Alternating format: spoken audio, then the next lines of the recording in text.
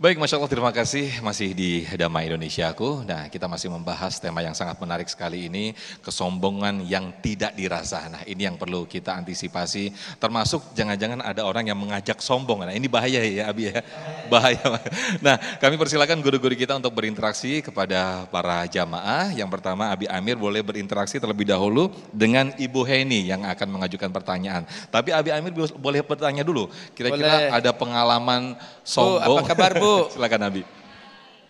Ibu pernah mengalami enggak yang mungkin ibu pernah tersinggung kepada seseorang karena dia sikapnya sombong, atau ibu pernah merasa sombong dirinya, pernah gitu ya?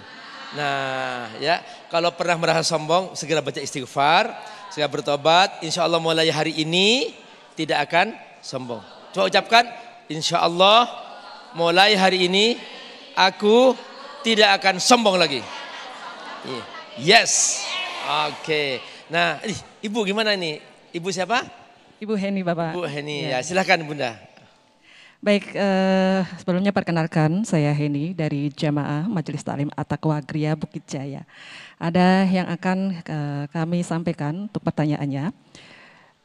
Saya pernah membaca dan mendengar ada kesombongan yang dibenarkan dalam Islam.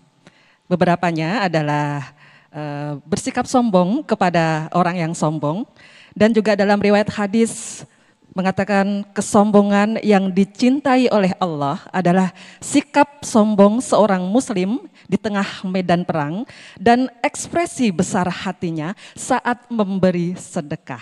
Nah, itu yang akan kami pertanyakan Bapak terkait dengan hadis ini. Bagaimana cara mengimplementasikannya dalam kehidupan sehari-hari itu seperti apa? Terima kasih. Assalamualaikum warahmatullahi wabarakatuh. Waalaikumsalam warahmatullahi wabarakatuh. Masya Allah, ini pertanyaan luar biasa nih. Bapak Ibu rahimakumullah, memang kadang istilah sombong ini disebut dengan at-takabbur. Ya, dalam bahasa Arabnya at-takabbur. Satu akar dengan kata kabir. Nah, kalau kabir besar. Kalau at-takabbur dari kata takabbara ya takabbaru, membesarkan diri. Padahal dia kecil, tapi dia membesarkan diri. Wazannya tafa'ala ya tafa'alu. Nah, kalau kata at-takabbur, sombong, nah yang diartikan dengan sombong, ini ada dua makna Bapak Ibu rahimakumullah.